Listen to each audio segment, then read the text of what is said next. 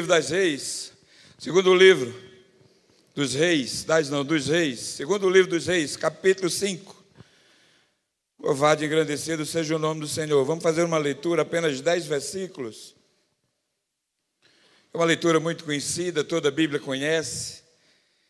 Nós vamos falar nessa manhã do banho de Deus na nossa vida, a lavagem do Senhor na nossa vida. Eu preciso ser lavado por Deus. Quem precisa, diga amém. Amém. Eu preciso ser lavado por Deus. Segundo o livro dos Reis, capítulo 5, a partir do primeiro versículo até o 10. Naamã, comandante do exército do rei da Síria, era grande homem diante do seu senhor e de muito conceito, porque por ele o Senhor dera vitória à Síria. Era ele herói de guerra, porém leproso. Saíram tropas da Síria e da terra de Israel, levaram cativa uma menina que ficou ao serviço da mulher de Naamã. Disse ele à sua senhora, disse ela à sua senhora: tomara o meu senhor estivesse diante do profeta que está em Samaria, ele o restauraria da sua lepra. Então foi Naamã e disse ao seu senhor: assim falou a jovem que é da terra de Israel. Respondeu o rei da Síria: vai, anda, e enviarei uma carta ao rei de Israel. Ele partiu e levou consigo 10 talentos de prata, 6.000 siclos de ouro e 10 vestes festivais.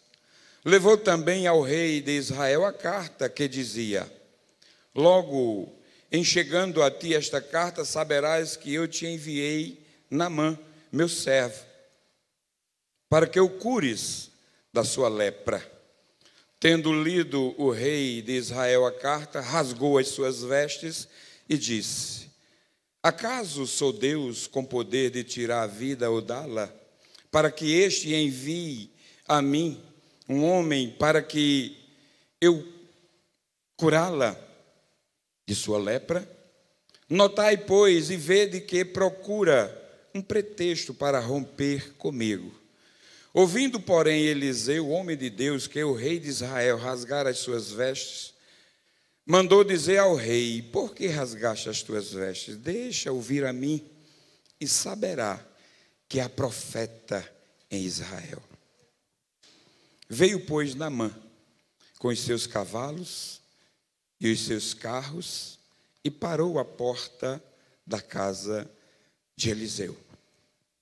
Versículo 10 e último diz: então Eliseu lhe mandou um mensageiro dizendo: vai, lava-te 7 vezes no Jordão, e a tua carne será restaurada e ficarás limpo. Curva a sua cabeça, vamos orar mais uma vez. Deus, esta manhã, Senhor, quero te dar graças. Obrigado a Deus por aqueles que estão em casa que não puderam vir. Mas essa palavra, Pai, está chegando lá onde eles estão também, Pai. Obrigado pela tecnologia. Obrigado pela ciência, assim como diz a tua palavra, que ela há de se multiplicar ainda mais. Obrigado a Deus por ter criado todas essas ações para que a tua palavra, Senhor, seja falada aos todos os lugares da terra neste momento, ó Deus. Onde a internet envia, tem alguém ouvindo esta palavra, Deus.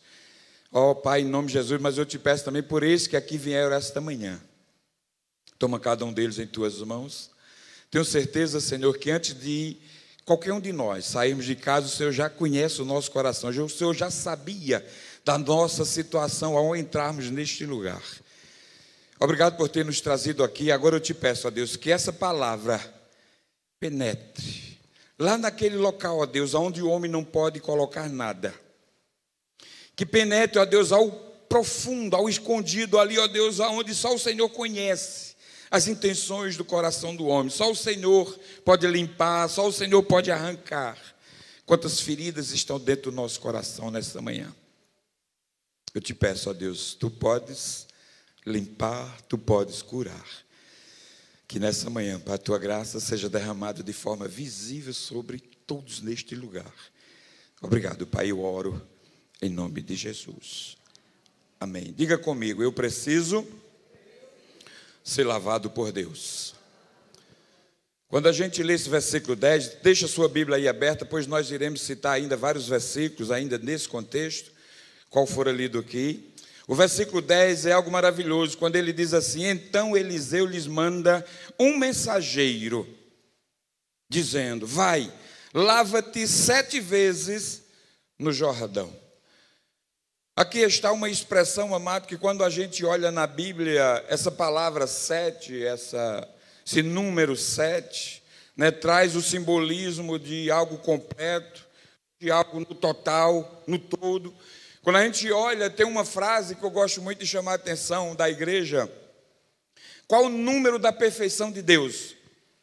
É o número 7.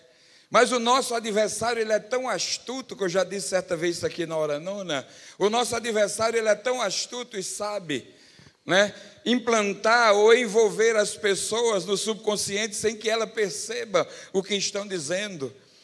Mas para nós, como cristãos, nós sabemos que o número 7 é algo especial para Deus. E o inimigo, ele tenta inverter isso, dizendo aí para as pessoas, e as pessoas dizem abertamente sem entender o sentido. Qual o número ou qual é a conta do mentiroso? É o número 7. Ou seja, sem percebermos, também estamos dizendo ou chamando o nosso Deus de quê? De mentiroso. Mas quando a gente lê, amado, as Escrituras, quando a gente vê a colocação, as cartas às 7 igrejas da Ásia, quando a gente vê a preocupação da palavra de Deus na totalidade, quando a gente olha esse versículo 10 aqui, Eliseu, ele poderia muito bem ter ido ali, ter colocado a mão, como alguns versículos lá na frente vai citar isso. Ele poderia ter saído, ter colocado a mão, porque isso também é bíblico. Quando a gente lê o Novo Testamento, está escrito lá dizendo, olha, está alguém enfermo, chama os presbíteros, chama o pastor da igreja, e ele vai impor a mão sobre o enfermo, vai orar, e o enfermo será o quê? Curado. Eliseu poderia fazer isso? Poderia, ele sabia que poderia fazer isso, mas Deus colocou no coração dele algo totalmente diferente. Quando a gente vê esse versículo 10, a gente vê a preocupação ali de Deus, para não apenas restaurar uma enfermidade na pele, uma enfermidade ali, aparentemente natural, como nós chamamos. Mas Deus estava preocupado, amado, com o comportamento daquele homem, com o coração daquele homem. A maior ferida daquele homem não estava nas lepras, a maior ferida daquele homem não estava na doença, por baixo daquela pompa toda, daquela vestimenta, mas a maior doença daquele homem estava no coração dele. E Deus precisaria mudar, Deus tinha que mudar, Deus tinha que fazer com que aquele homem voltasse para a sua terra, curado completamente. E quando Eliseu, usado por Deus, fala, olha, vai lá, mergulha 7 vezes, aqui ele está dizendo, olha, em outras palavras, se tu fizer o que eu mando, tu vai sair dali, não apenas restaurado da lepra, mas tu vai sair dali com um novo coração, porque Deus vai estar ali fazendo algo que só Ele pode fazer. Quando a gente olha, amados, essa ação aqui, a gente percebe, amado, que aquele homem, né, Eliseu mandou ele se banhar 7 vezes, certamente a mensagem seria que ele precisava de algo completo e não apenas parcial. Às vezes a gente chega na igreja querendo que Deus cure uma dor de cabeça. Às vezes a gente vem para a igreja querendo que Deus cure uma dor na coluna. Eu estou com a perna, não consegui dormir direito. Com a dor na perna eu vou na igreja, eu vou orar e pedir. A maior ação de Deus não está em curar uma dor na coluna, uma dor na cabeça ou na perna. Mas a maior ação de Deus é mudar o teu coração. Ele quer ver você completamente restaurado. Eu tenho certeza que quando ele muda o coração, as demais coisas vão acompanhar. Mateus, lá no capítulo 6, versículo 33, ele diz isso. Buscar em primeiro lugar o reino de Deus e a sua justiça, porque as demais coisas serão acrescentadas. A questão é que estamos querendo buscar apenas uma cura, a cura visível, a cura que está, amado, envergonhando Talvez aquele homem, ele vivia numa pompa, ele vivia, com os seus compromissos sociais, mas tinha vergonha de si mesmo, porque com certeza aquela enfermidade cheirava mal. Transmitia para as pessoas mau cheiro, e era uma enfermidade, mas por ter uma posição social, consequentemente, mesmo naquela posição social, ele também não poderia estar em qualquer lugar. Porque era uma doença transmissível, era uma doença que outras pessoas poderiam pegar. E isso talvez magoava, machucava a alma, o coração daquele homem, uma posição social, um comandante. O primeiro versículo diz, olha, Naamã, comandante do exército da Síria. Veja que posição, veja como aquele homem ocupava um cargo tão elevado na época. Mas o que me chama a atenção é que aquele homem, ele andava com vestes finas. O que ninguém sabia, mas era que por baixo daquela suntuosidade toda, tudo aquilo que ele vestia, havia maus cheiros e tinha feridas terríveis. Não sei se alguém aqui já viu, tinha um homem aqui em Campina Grande, eu nunca mais a vi também depois dessa pandemia, ficava ali naquela esquina ali, quase de frente ali com o Banco do Brasil, ficava sentado naquela esquina, um homem que parecia que era moreno e ao mesmo tempo branco, cheio de chagas, cheio de lepra, sentado ali, se coçando, e eu creio que a enfermidade de Naamã não era diferente daquele homem, o que esse homem tinha aqui, o que esse comandante tinha, não era diferente daquele, ficava sentado ali, amados, mau cheiro. As pessoas passavam perto, talvez fechando o nariz para que não inalasse aquele odor. A princípio, aquele homem não entendeu o propósito de Deus, E depois, quando aceitou obedecer, entregou-se por inteiro. A gente vai ver a narrativa desses versículos, quais eu li aqui, e alguns outros, amados. Nós temos que entender que ser lavado por Deus existe alguns critérios. Existem algumas demandas que nós temos que entender e obedecer na palavra do Senhor. E para que Naamã fosse completamente limpo, completamente restaurado, nós vamos entender porque foi que Eliseu disse para ele, olha, vai lá e mergulha 7 vezes. Precisaria apenas um, talvez não precisaria nem ele ter ido lá.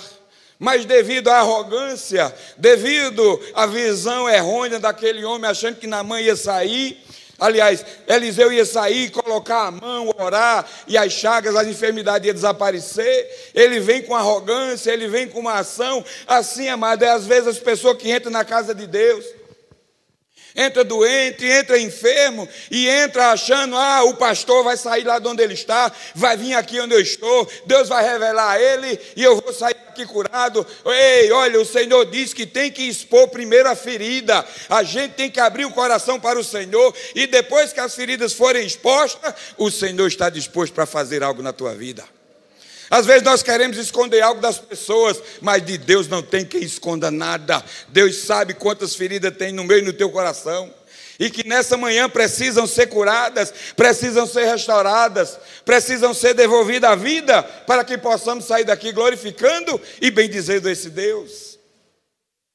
Vamos entender. Quando a gente olha aqui o primeiro banho de Naamã, o primeiro mergulho, eu vou chamar banho aqui, porque mergulhou para mim, se banhou. Quando a gente entra ali, olha e veja, amado, o primeiro banho de Naamã representa renúncia. Ele tinha que renunciar, Naamã tinha que renunciar a tudo quanto ele vivia, tudo quanto ele vivenciava no dia a dia, ele tinha que aprender a renunciar. Vamos olhar o primeiro versículo, olha o que é que diz o primeiro versículo, permaneça com a sua Bíblia aberta. Homem, Naamã, comandante exército de Deus, era o quê? Homem de muito conceito, porém leproso. Que adianta ter tanto conceito, mas tem uma ferida que incomoda, tem algo que não deixa você dormir, tem algo que não deixa você em paz, tem algo dentro da alma que não deixa você sossegado, tem algo que inquieta você de manhã, de tarde e de noite. Esse homem padecia, esse homem sofria, apesar dos conceitos que ele tinha, apesar da suntuosidade que ele exercia na época, mas era um homem ferido, era um homem doente, era um homem que precisava renunciar à sua posição. E às vezes nós precisamos disso. Às vezes nós precisamos descer, às vezes nós estamos em um pedestal, às vezes nós já achamos isso ou aquilo, e Deus nessa manhã diz: desça, renuncie quem você é, renuncie aí, olha o seu orgulho, renuncie a sua patente, reconheça que você é servo e precisa da minha graça. Quando você reconhece, pode ter certeza que algo grande vai acontecer na sua vida. Naamã era um homem muito ocupado, como eu já disse, muito ocupado, cheio de cerimônias, compromissos sociais, mas no fundo, debaixo de todo aquele luxo, tinha feridas que machucavam, tinha algo mais que feria, que doía, e para ele entrar naquela algo, ele teve que assumir sua condição de miséria e de enfermidade, teve que assumir sua condição de miséria, de enfermidade, abriu mão da sua posse para expor as suas necessidades. Olha o que aqui diz Marcos 8,34. Eu acho lindo quando eu leio o Evangelho de Marcos, capítulo 8, 34. Ele diz: olha, aquele que quiser vir após mim, o que tem que fazer? Negue-se o quê? A si mesmo. Tome a sua cruz e siga-me. Aquele que quiser vir após mim, renuncie.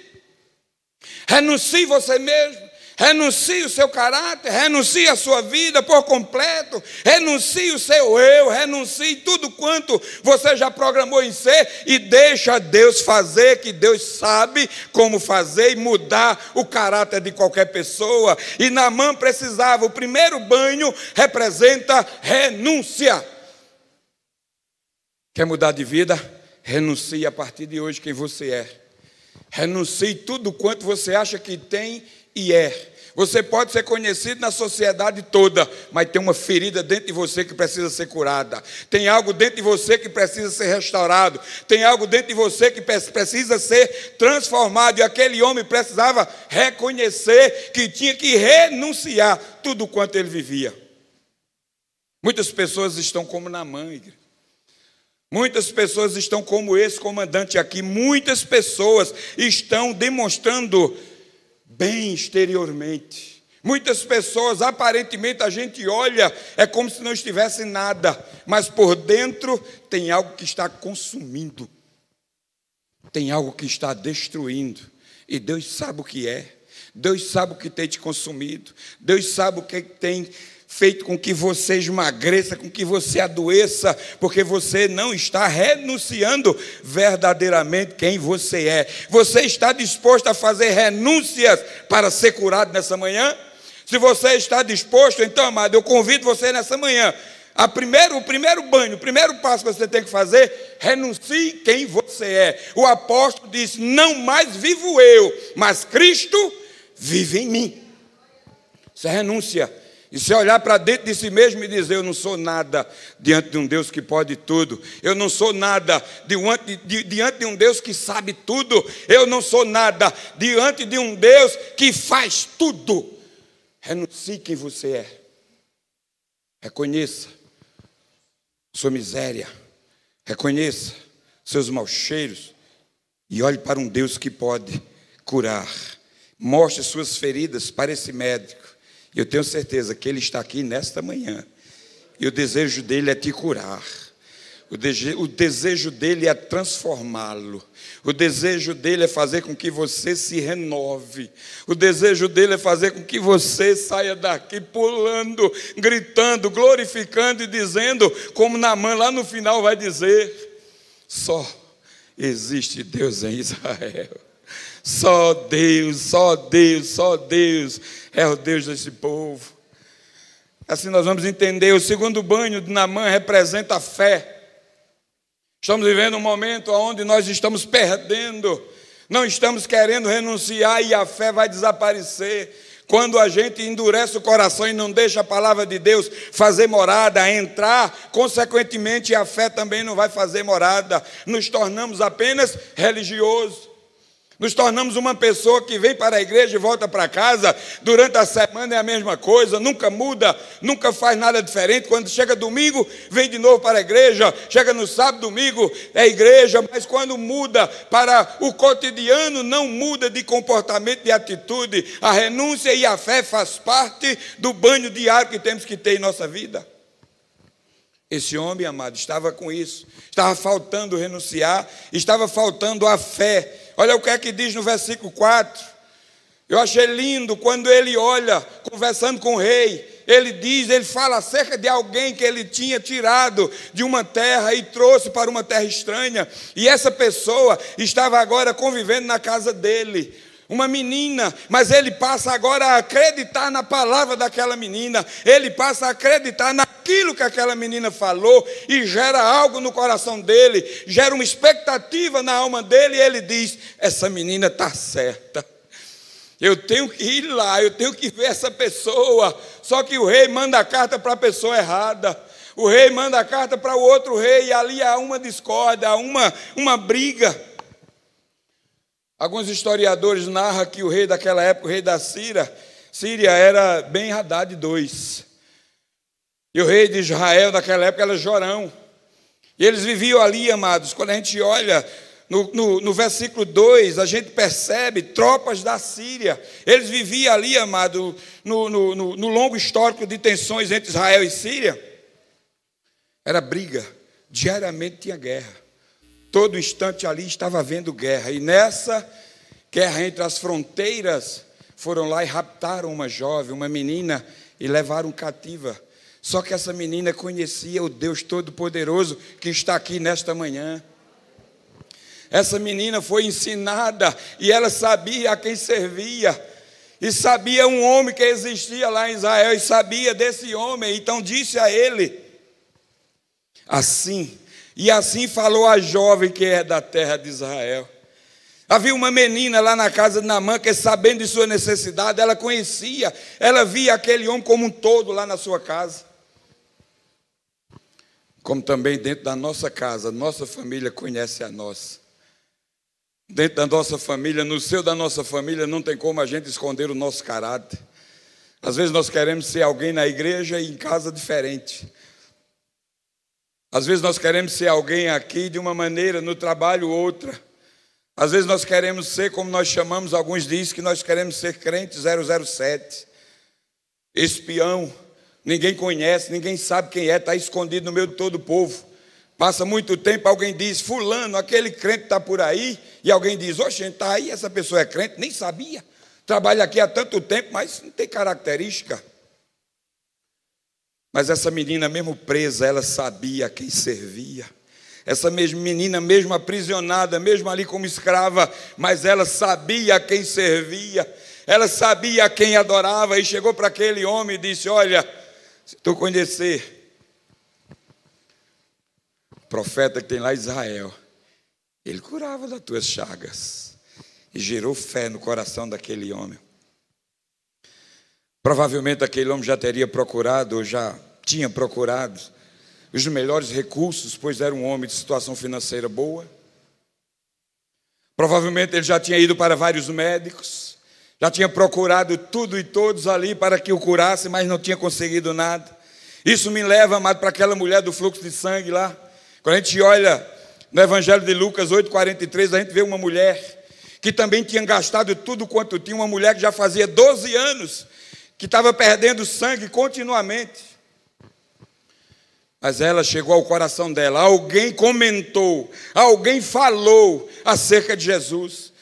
E quando a gente olha lá no Evangelho de Lucas 8,43, diz isso. Ela ouvindo falar de Jesus, ouvindo falar que Jesus iria passar por ali.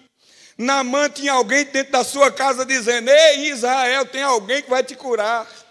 Aquela mulher do fluxo de sangue ouviu alguém passar e dizer: olha, Jesus vai passar por aqui. Aquela mulher segurou a fé ali e disse: se eu tão somente tocar na orla das suas vestes, eu serei sarada.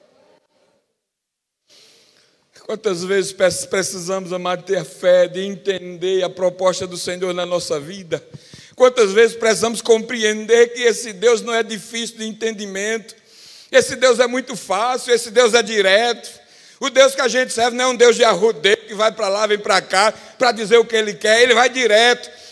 Se você está passando por alguma situação, Ele vai direto e diz no teu coração, dizendo: olha, o teu problema é isso, faça isso e você fica curado ou curada. É muito fácil. Aquela menina estava dizendo: ei, olha, tem um profeta em Israel que aquele homem vai fazer.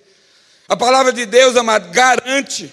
Quando a gente olha Romanos, capítulo 10, versículo 17, a Bíblia diz assim, que a fé vem pelo ouvir. Aquela menina falou direto, ou seja, usada por Deus, falou direto o coração daquele homem. A fé vem pelo ouvir, e ouvir pela palavra de Deus. Ela direcionou aquele homem direto para alguém que poderia mudar a vida dela. E nessa manhã, a palavra de Deus está indo direto para você. Você pode sair daqui diferente, desde que você acredite que Deus está neste lugar. Desde que você creia que Ele está aqui e pode mudar a tua vida. Desde que você acredite que Ele está aí na tua casa, onde você está. Nessa internet afora, dentro do carro, no teu celular, na rua, na calçada, aonde você estiver ouvindo essa palavra, Ele está com você e quer mudar a sua vida, porque Deus muda. Louvado e engrandecido seja esse Deus. O terceiro banho que a gente olha, amado, é o banho da dedicação. Veja como foi que ele saiu, versículo 5. Ele diz, amado, respondeu o rei da Síria: vai, anda, enviarei uma carta ao rei. Mas ele diz aqui na parte C, aqui B, ele diz assim: ele partiu e levou consigo 10 talentos de prata, 6.000 ciclos de ouro e 10 vestes festivais. Dedicação. Ele disse: eu vou levar tudo isso, porque se algo grande acontecer comigo, eu vou presentear, eu vou dar. Achando que é a obra de Deus, achando que é a ação de Deus, a gente tem que dar, tem que comprar, tem que fazer alguma coisa. Mas mesmo assim, com a arrogância dele, ele saiu e sabia que aquele banho tinha que ser o banho da dedicação. Para ele entender, ele levou consigo tudo isso. Ao sair da sua terra, ele não quis sair de mão vazia. Naamã não queria apenas receber, mas estava disposto a doar. Só que ele não sabia que o doar aqui não era apenas o que ele estava levando, mas o doar sua própria vida, entregar-se completamente nas mãos do Senhor. Esse era o banho da dedicação, era esvaziar-se de si mesmo, era entender que ele não era nada se a mão de Deus, se o poder do Senhor não fosse com ele. Quando a gente olha, amados, no ministério de Jesus, no Mateus capítulo 10, o versículo 8, Jesus ordena que os discípulos saiam para ministrar nas circunvizinhanças, levando cura, restauração, mas ele deu uma ordem: além de fazer isso, eu vou dar uma ordem para vocês. De graça recebeste, também de graça dai. Não faça nada por dinheiro, não dê nada. E esse homem trouxe achando que o profeta iria se banquetear com tudo aquilo. Mas nós sabemos a narrativa mais lá na frente, que aquele homem não quis receber nada, 1 centavo daquele. Mas mesmo assim, Naamã tinha que mergulhar. O quarto mergulho representa a humildade. E quando não se tem humildade, pensa totalmente o contrário. Veja o que é que diz o versículo 11 e o versículo 12. Está com a sua Bíblia aí aberta? Olha o que é que diz aí, 11 e 12. Naamã, porém, muito se indignou-se. Ele esperava uma outra atitude. Ele não esperava que Eliseu não ia sair. Ele esperava Eliseu ir até ele. Mas Eliseu não vai, manda alguém até ele. E com isso ele ficou indignado, irado. Naamã muito se indignou-se. E se foi dizendo: pensava eu, olha aí a arrogância, que ele sairia a ter comigo, pôr-se-ia de pé, invocaria o nome do Senhor seu Deus, moveria a mão sobre o lugar da lepra e restauraria o leproso. Aí o versículo 12 diz: não são porventura Abana e Farpa, rios mais limpos, não é isso? Não são porventura os rios de Damasco mais limpos do que este daqui? Ele estava olhando e estava dizendo: não, tem como eu mergulhar num lixo desse? Não tem como eu fazer isso. E Deus ali no coração dizendo: se não mergulhar, tu vai voltar do mesmo jeito para casa. se não mudar, se não se humilhar nessa manhã, tu vai voltar do mesmo jeito para casa. Se não descer, se não tiver renúncia, se não tiver fé, se não tiver dedicação, se não tiver humildade, tu vai voltar do mesmo jeito para a tua casa. Não vai mudar nada na tua vida. Tem que aprender a ter humildade. Imaginava um homem, olha só, olha agora a história de Naamã. Agora veja o contexto. Imagina agora esse homem, rico, tirando a sua capa, tirando seu chapéu, tirando todos os seus distintivos, suas joias, diante de várias pessoas inferiores a ele. Imagina só isso aí. Talvez ele não tivesse coragem de encarar as pessoas que o olhavam. Talvez o que está faltando para mim e para você, talvez o que está faltando para alguém nessa manhã, é encarar as pessoas conforme Deus está mandando que você o encare. Olhe, peça perdão, peça desculpa. Começa agora a ter humildade dentro da tua alma, dentro do teu coração, e reconheça que você precisa descer, que você precisa reconhecer. E não foi diferente com esse homem. Enquanto ele não fez isso, talvez nem tivesse coragem de encarar as pessoas que o observavam. Foi assim que tomou o banho da humildade. Deixa Deus levar todo o teu orgulho de vida. O orgulho, às vezes, amado, nos impede de abraçar. O orgulho, às vezes, nos impede de olhar para a pessoa e dizer: me perdoe, eu fui tão grosseiro, me perdoe que eu fiz algo com você. Eu nunca esqueci, igreja. Aconteceu algo comigo que eu fiquei irradiante. Eu estava num domingo em casa, num domingo à tarde, e alguém chegou na minha casa. Alguém me chamou e disse: Velei, tem alguém lá fora querendo falar contigo. Eu digo: manda entrar que eu vou ao encontro dele. E era um irmão aqui da nossa igreja. Não vou dizer o nome, que não tem para quê. Mas era um irmão aqui da nossa igreja. Eu digo: chega, meu irmão, vem para cá, vamos sentar aqui. Vamos entrar? Ele disse: não quero conversar com o senhor dentro da sua casa, não. Eu quero conversar só nós dois ali fora. Digo: o que é que está acontecendo? Primeiro ele disse: não foi nessa pandemia não, foi muito antes. Posso te dar um abraço? Eu digo: claro. E nos abraçamos ali, ele começou a chorar. Eu digo: mas eu não estou entendendo. Ele disse: o senhor vai entender. Aí nos sentamos ali na calçada, e ele começou a dizer que ele tinha ódio de mim, porque alguém chegou falando de mim para ele, dizendo que eu era assim, assim, assim, assado. Ele disse que desde aquele dia, quando olhava para mim, não via mais eu como um homem de Deus. Mas ele disse que não ficou só nessas palavras. Ele disse: agora eu vou tirar a limpo. Eu vou vigiar esse camarada. E onde ele for, eu vou atrás sem ele saber. Ele falou que passou tempo e mais tempo atrás de mim. Para onde? Eu nunca vi esse homem.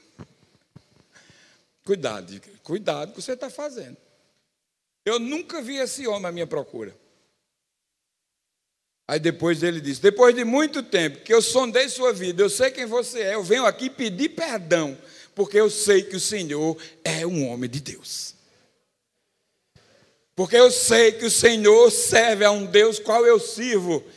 E eu, quando olhar para o Senhor, eu vou me alegrar, porque eu sei que ali está um homem de Deus. E ali nós nos abraçamos mais uma vez, começamos já a chorar. Eu acho lindo, igreja, é isso que nós temos que entender, é humildade, é o reconhecimento que o homem pode errar, o homem é falho, o homem pode pecar, mas nós temos um Deus que muda o coração, nós temos um Deus que leva o homem a se humilhar, pedir perdão. E eu quero dizer para você, se você nessa manhã não tiver renúncia, não tiver fé, dedicação e humildade, talvez você volte para casa, talvez pior do que entrou aqui, porque você hoje está conhecendo que tem que ter esses comportamentos para receber do Senhor a cura completa da tua vida. Mas o quinto banho de Naamã é o banho da obediência. Humildade, e agora vem o banho da obediência. Olha o que é que diz o versículo 10. Mais uma vez eu vou ler. Então Eliseu mandou um mensageiro dizendo: vai, lava-te 7 vezes, no Jordão, e a tua carne será restaurada e ficarás limpo. Ele precisava descer, ele precisava entender, amado, que tinha que obedecer. Ele precisava. Não importa a sujeira da água, não importa aonde Deus mandou você ir ou entrar, simplesmente obedeça. Não importa se Deus mandou você pedir perdão, você olha e diz: mas Senhor, não foi eu que fiz, foi a outra pessoa. Não importa quem fez, se Ele está dizendo vai, peça perdão, é porque Ele quer mudar o teu caráter. Ele quer fazer de você nova criatura, quer fazer de você, amado, algo que só Ele pode. Banho da obediência. Vai, lava-te 7 vezes no Jordão. Enquanto Naamã não se banhou as 7 vezes que foi requerido, não recebeu a cura completa. Não recebeu a cura completa. Eu acho que ele olhava ali, mergulhou a primeira, a segunda, a terceira, contava, saía, olhava. Esse negócio está ficando pior, cheio de água, agora está ficando mais leproso ainda. Aí é que está ficando aquele negócio pesguento, fesguento, sei lá. Está caindo pele, está isso para aquilo outro. Vai lá, mergulha 4, 5, 6 vezes e volta, está do mesmo jeito. Eu acho que eles vai lá e fica lá bravo, olhando e dizendo: não tem como. Não tem como, não tem como. Ah, não vou, não posso fazer isso, não tem como fazer. Olha o que é que diz o versículo de número 13. Leia comigo aí o versículo 13. Aí, então, se chegaram a ele os seus, quem? Oficiais, e lhes disseram: olha como era que eles tratavam Naamã, meu pai. Olha como eles chamavam aquele comandante. Meu pai, se houvesse dito o profeta de alguma coisa difícil, acaso não farias? Quanto mais, já que apenas te disse: lava-te e ficarás limpo. Aí aquele homem reconheceu que tinha que obedecer e foi lá a 7ª vez. Ele foi lá e desceu.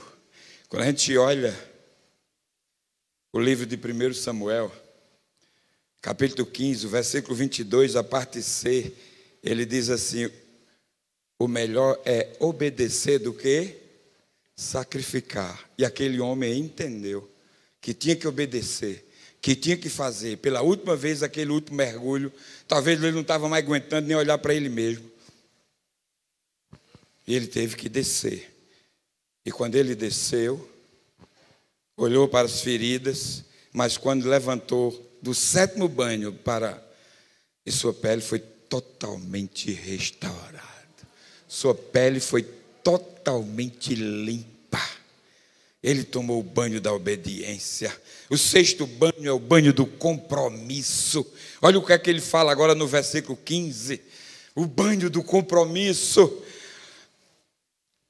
Reconheceu que em toda a terra não há Deus senão em Israel. Peço-te que uma carga de terra de 2 mulos, porque nunca mais oferecerá este teu servo holocausto e nem sacrifício a outros deuses. Ele agora entendeu, ele agora sabia. Naamã assumiu publicamente sua fé no Deus de Israel. Além disso, ele prometeu abandonar os outros deuses da sua nação. Olha o que é que diz o versículo 17.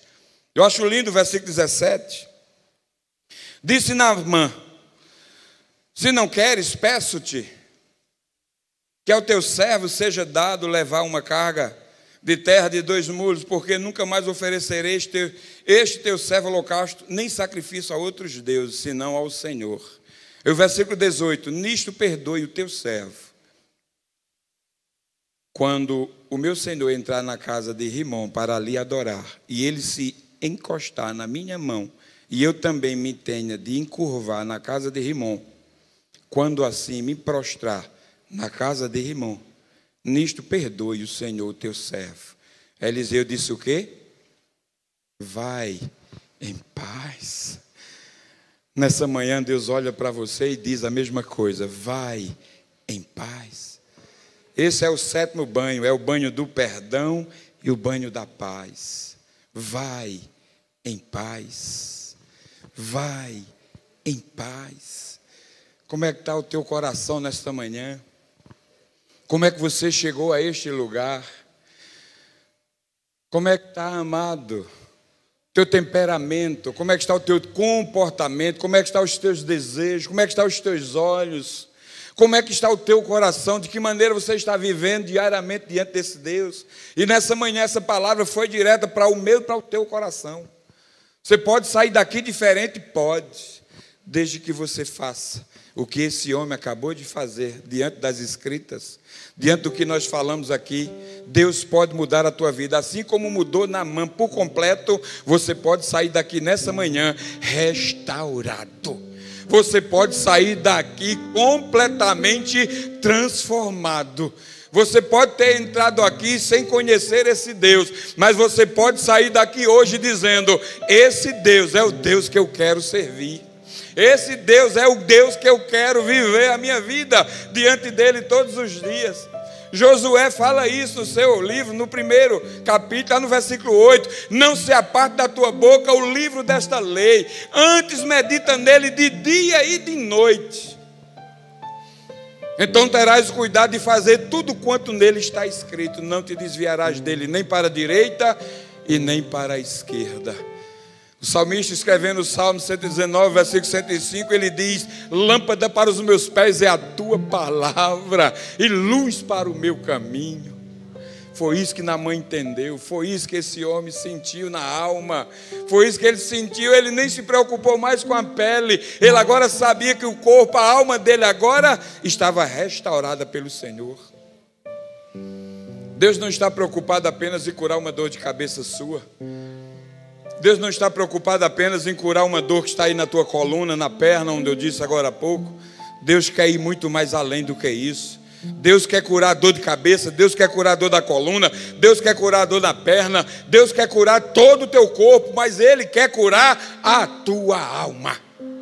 Esse é o papel principal do Senhor, é curar a alma, fazer com que você volte para os braços do Pai, fazer com que você retorne para os braços do Pai. E nessa manhã a palavra que Deus deu para você é essa: volta enquanto há tempo, pois eu quero te dar um banho, eu quero te lavar por completo, eu quero te dar o banho da restauração, da libertação, da cura e também o banho da salvação. Fica de pé e vamos orar.